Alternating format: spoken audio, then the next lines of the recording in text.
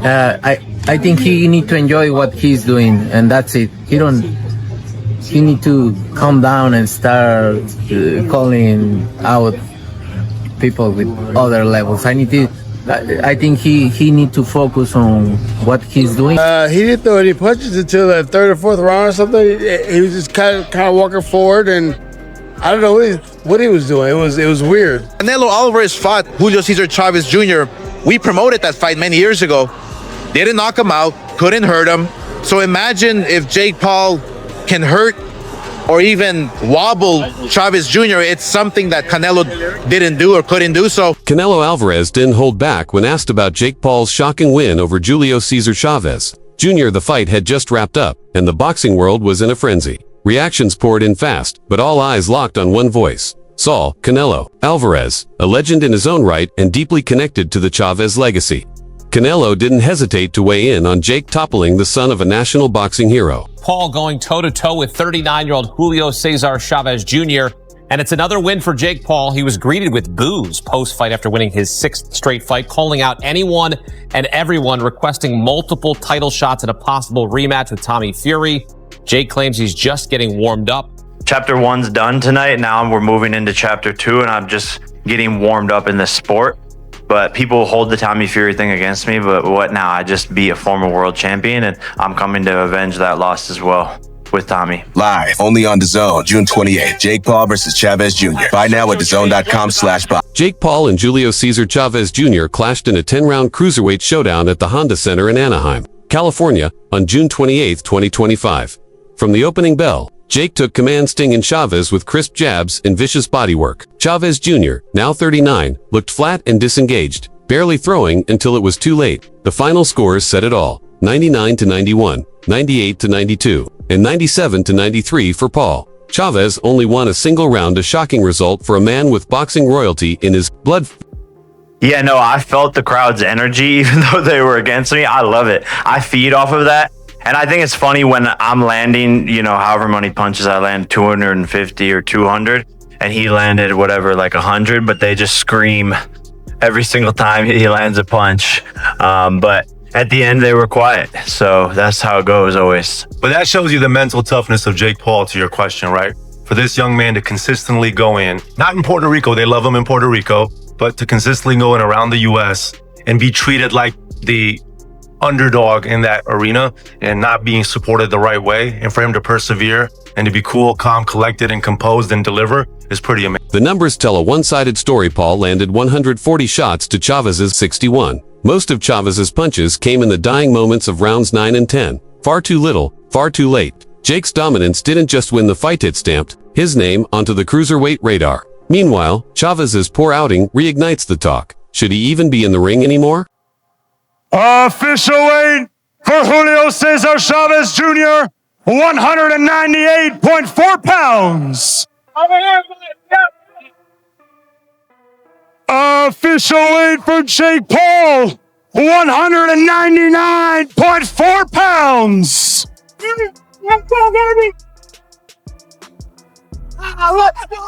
And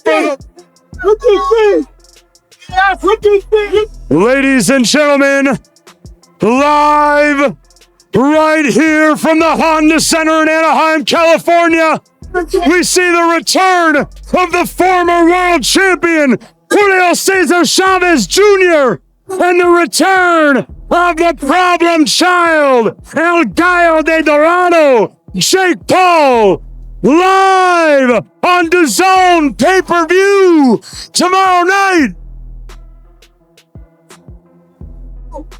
Back up. God has given me the ability. God has given me the strength. God is good. And the problem child's a real fucking dog. Oh, I'm knocking him the fuck out, Chris. Let's go, baby. Go. Ladies and gentlemen, tomorrow night, Jake Paul, Julio Cesar Chavez. Even respected names like Emiliano Vargas couldn't ignore what Jake pulled off against Chavez Jr. Vargas praised Paul for staying calm under fire and flashing real athleticism, saying Jake looked really good tonight. He noted Chavez was out of rhythm and couldn't keep the pace, while Jake's non-stop pressure impressed. Vargas wasn't overly harsh, but the message was clear: if you face Jake Paul, you'd better come ready. Chavez didn't. This fight, Vargas said, was proof. Jake's rising, and Chavez is stuck in reverse beaten by the guy everyone used to mock. Well, I mean, look, I got accepted. I mean, look, he's a YouTuber, and people know that. But you gotta respect it, man. The only thing you can do is respect it. But he's in there with Canelo, you know, these guys. And I see it, man. Embarrassing like that. Respect it. Easy work. What you think about Any of them hurt you? I just think Chavez didn't get started. That's the only thing. I mean, you can't win. I want to be world champion. Zerto, slowish. You can't win if you don't throw. You know, so it was kind of like the Ryan Garcia Rolly thing.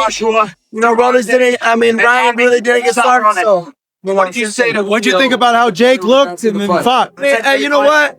You're very tough. If he sucked ass, he sucked ass. But he actually looks pretty good. There's people who walking in the gym, you can tell right away if they can box or not. So he can box. He's selling out, you know, obviously this arena. Emiliano Vargas directly tackled the big question: is Jake Paul ready for top 15 or top 20 level fighters? And he's not the only one weighing in. Across boxing circles, the debate is heating up. Some now believe Jake's finally stepping into true pro territory, beyond YouTubers and ex-UFC stars. Even Eddie Hearn gave his 2 cents, saying Paul's name might soon be seen on a WBC rankings list. But Hearn made it clear there are plenty of fighters who've paid their dues and deserve those top 15 slots before Jake does. What's up, bro? I missed you. Just I want to get your reaction to the fight. Oh, great fight. You know, Julio's back after all he's been through. So, you know, I tip my hat off to him. It's not easy, you know, especially through, you know, when life throws at you sometimes. But, you know, it was a good fight. What'd you make of how Jake Paul looked and fought? He doing his thing. Jake Paul's looking good. Shout out to him. Yeah. You think he's ready to like fight like maybe a top 15, top 20? Sure. Yeah. So I guess where does Junior go from here in your opinion? It's up to him. He can retire if he want, or he can have another, you know, fight like this. You know, fight a YouTuber or something. Yeah. In terms of you, Rayo, when can we see you back in the ring? I'll be back like in the fall, hopefully. The fall? Yeah. Do you have an opponent in mind? Nothing yet. Nothing set in stone. All right. Hey, just want to get your thoughts. The rematch between Lamont and Roach, how do you see it? Between Tank and Roach. That's a good fight. 50-50 fight, like the first fight. I'm gonna go, you know, I don't know, whoever. Finally, Canelo and Crawford. Break it down. That's a good fight, man. That's a good fight. It's hard to count Crawford out, man, because he's just a dog. And if anybody's going to do it, it's going to be Crawford or Benavidez, you know. So, you know, Crawford, I don't know. I'll 50-50. All right, Rayo, thank you. Thank you. Shane Sugar Mosley didn't hold back after watching Chavez Jr. fall apart against Jake Paul. The former multi-division champ straight up told Chavez Jr., it's time to hang up the gloves. He described the performance as bizarre, and lifeless Chavez looked unsure, off rhythm, and totally outgunned by Jake's aggression. Mosley made it plain. This could be the final blow to Chavez Jr.'s credibility as a boxer. He urged him to rethink continuing, especially after being overwhelmed by someone once labeled a joke. To Mosley, the truth is clear: Chavez needs to let go of the torch he clearly can't carry anymore. When and how, especially Junior fought? Well, first of all, I think that Jake Paul fought a great fight. You know, he moved around the way he's supposed to, throwing great punches. And for the experience he had, he did fantastic. Junior, on the other hand, he didn't throw any punches until the 3rd or 4th round or something. He was just kind of walking forward, and I don't know what he was doing. It was weird. It was weird to see that type of fighting, but anywho, that's not Jake Paul's fault. So Jake Paul did what he needed to do, and he won, and he looked good. Where do you think Junior goes from here, in your opinion, Shane? Junior needs to retire from here. Junior needs to retire. He needs to retire. I mean, if you can't throw any punches in 2, 3, 4 rounds, you need to retire. I mean, if you can't, what are you doing? What are we doing? You just living off your father's name. That's basically what you do, because you didn't fight. Jose Rayo Valenzuela didn't hide his frustration after watching Chavez Jr. take on Jake Paul. He said Chavez came in with no fire, no urgency, and zero real plan once pressure hit. But Rayo also tipped his hat to Jake's focus, clean technique, and his ability to keep Chavez guessing. And while he criticized Chavez's sluggish effort, Valenzuela brought some excitement of his own, sharing that he's back in full-time camp, feeling strong, and getting ready for a big return to the ring later this year. Junior go from here, in your opinion? It's up to him. He can retire if he want, or he can have another, fight like this. Fight a YouTuber or something. Yeah. In terms of you, Rayo, when can we see you back in the ring? I'll be back in the fall, hopefully. The fall? Yeah. You have an opponent in mind? Nothing yet. Nothing set in stone. All right. Hey, just want to get your thoughts. The rematch between Lamont and Roach, how do you see it? Between Tank and Roach. That's a good fight. 50-50 fight, like the first fight. I'm gonna go, I don't know, whoever. Finally, Canelo and Crawford. Break it down. That's a good fight, man. That's a good fight. It's hard to count Crawford out, man, because he's just a dog. And if anybody's gonna do it, it's gonna be Crawford or Benavidez, So, Crawford, I don't know. I'll 50-50. Before the fight even started, Teddy Atlas didn't hold back his thoughts. He acknowledged Chavez Jr.'s past as a title holder, but questioned whether anything was left in the tank. Atlas said, Chavez is still relevant more because of his last name than his current boxing. He pointed out the layoff, the inconsistent training, and a lifestyle that doesn't scream serious fighter. Sure, Atlas mentioned that if Chavez showed flashes like he did against Uriah Hall, he could give Paul trouble, but he wasn't sold. His final call? Paul's going to beat him. Paul's going to beat him. I think it'll go the distance. Paul doesn't pick guys, so he'll look stupid. Chavez, when he does throw the left hook, bud, if he leads with it a little bit, the best punch of Paul, besides the jab, is his right hand. He's got a pretty good right hand. And if he could time the left hook being a little wide in front of him, well, as I always say, straight beats round. The straight right hand could beat the left hook. Just 24 hours before stepping in the ring, Jake Paul wasn't throwing punches but bold predictions. He said he'd do what even Canelo Alvarez couldn't, beat Julio Cesar Chavez Jr., and after he dismantled Chavez in the ring, he doubled down. On that claim, Jake argued that this win shows he's ready for names that traditional boxing stars either dodged or failed against. While Canelo never fought Chavez Jr., Paul credited his work ethic and obsession with improvement as the difference. This wasn't just trash talk, it was a mission. Jake's not chasing internet fame anymore. He's aiming to flip the sport upside down. This is going to be the toughest fight of his career, the most embarrassing fight of his career. He's going to be exposed. Julio, que te va a romper tu madre, güey. Más. I don't think so. Man, I think you're not gonna beat him up. How do you think this fight plays out?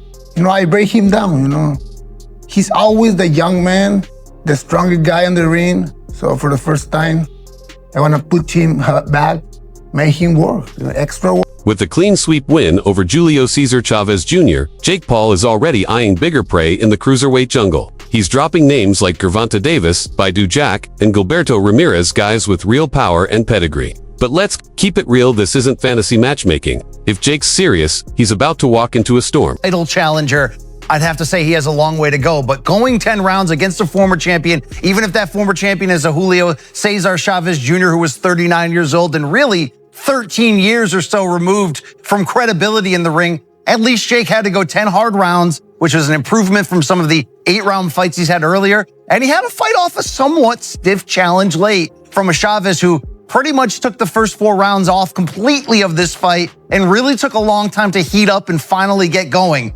And I don't mean to be a hater here, but you do have to judge with some knowledge compared to the rest of boxing. It's one thing to be the best celebrity fighter in the world. It's another thing to legitimately climb the ladder and fight for a cruiserweight world title. And this is a kind of Mickey Mouse path to the title shot that he might carve for himself. If Jake Paul is able to get a WBC ranking next to his name by having defeated a former middleweight champion, then kudos to him for the way he's done it. A genius marketer, but with a credibility, like BC alluded to, is not at the highest level. Gilberto Ramirez is focused on unifying belts with Jai Apatea, so a Jake Paul showdown isn't likely anytime soon. Still, that hasn't stopped Jake from swinging for the fences. He's even name-dropped heavyweights like Daniel Dubois and Anthony Joshua. Critics say his past opponents were soft, but Jake's not slowing down. At the post-fight press conference, he unleashed a fiery, profanity-laced rant at the booing crowd, making one thing clear: he's done playing it safe. Whether it's Gervonta or Joshua, Jake says he's ready. Love him or hate him, he's forcing boxing to take him seriously.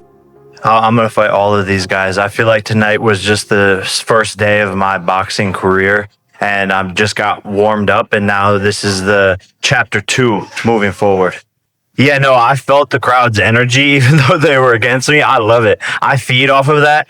And I think it's funny when I'm landing, however many punches I land, 250 or 200, and he landed whatever, like 100, but they just scream every single time he lands a punch. But at the end, they were quiet. So that's how it goes always. But that shows you the mental toughness of Jake Paul, to your question, right? For this young man to consistently go in, not in Puerto Rico, they love him in Puerto Rico, but to consistently go in around the U.S. and be treated like the underdog in that arena and not being supported the right way, and for him to persevere and to be cool, calm, collected, and composed and deliver is pretty amazing. Hey, Jake, right over here to your right. Andreas L from ESPN. Listen, the last time you fought a fighter that had a lot of pressure towards you was Tommy Fury. You looked a lot different tonight. And people still go back to that fight and say, well, he couldn't beat Tommy Fury. Talk about how much different you are of a fighter now as opposed to when you fought Tommy. I don't even think I was a fighter then. I was like 2.5 years into the sport. And I didn't really know what I was doing. I didn't have the proper team around me, the proper conditioning. My lifestyle outside of the ring was still that of like a YouTuber, celebrity actor, whatever I was at that point in time. So I wasn't fully focused on boxing. Like I said, feels like chapter 1's done tonight. Now we're moving into chapter 2, and I'm just getting warmed up in this. As for Chavez Jr., he admitted he came out slow but insists he's not ready to hang him up. His father, Julio Cesar Chavez Sr., didn't hide his emotions after the loss. Visibly angry, Sr. said Jr. picked up momentum in the later rounds and suggested the outcome might have been different with more time. Still, he pointed to his son's long-standing struggles and inactivity as key reasons for the loss. Despite that, he praised Jr.'s toughness and hard-hinting that hope isn't completely lost. Jake Paul just fought against Mike Tyson, didn't even throw one punch. This is not Mike Tyson. You are gonna get your ass whooped. No hay manera de ganar Jake Paul. There is no way to. Esta preparación que hizo Julio, Jake Paul no la sabe. This camp, Jake Paul doesn't know it. Jake Paul va a estar corriendo como gallina. Paul is gonna go in, no serious punches, and you're gonna be running like a chicken without a head.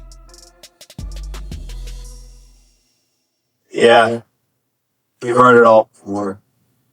On Jake Paul. After his performance against Chavez Jr., the Golden Boy applauded Jake for taking on a real boxer, reminding fans that Chavez Jr. once stood across from Canelo Alvarez. Oscar even tossed out a spicy comparison. Never hurt Chavez, but if Jake could rattle him, that says something. De La Hoya didn't stop there. He believes this win could vault Jake into world title conversations, saying Paul might just have what it takes to make a legit run in the sport. Canelo Alvarez fought Julio Cesar Chavez Jr. We promoted that fight many years ago. Didn't knock him out, couldn't hurt him. So imagine if Jake Paul can hurt or even wobble Chavez Jr. It's something that Canelo didn't do or couldn't do. So Jake Paul, Julio Cesar Chavez Jr., it's a real fight. Yeah. Look, people keep talking about Jake Paul, well, he's not a real fighter, this and that. Well, he's fighting a real fighter now in Julio Cesar Chavez Jr. It's going to be a good test for both guys. Obviously, Jake Paul, he's a masterclass promoter in what he does. He's been doing some great things. I mean, Mike Tyson, 60 million people, fighting Julio Cesar Chavez Jr., who, when he trains, when he gets in shape, when he's focused, he will be dangerous for anybody. Look, Canelo Alvarez fought Julio Cesar Chavez Jr. We promoted that fight many years ago. Didn't knock him out, couldn't hurt him. So imagine if Jake Paul can hurt or even wobble Chavez Jr. It's something that Canelo didn't do or couldn't do. So there's a lot of stories to come out from this, a lot of great stories for Jake Paul. So I just feel honored and proud that we can team up with MVP Promotions, with Jake Paul, and we can make Zurdo Ramirez with Torticos the mandatory. That's going to be a bloodbath in itself. So So what do you think?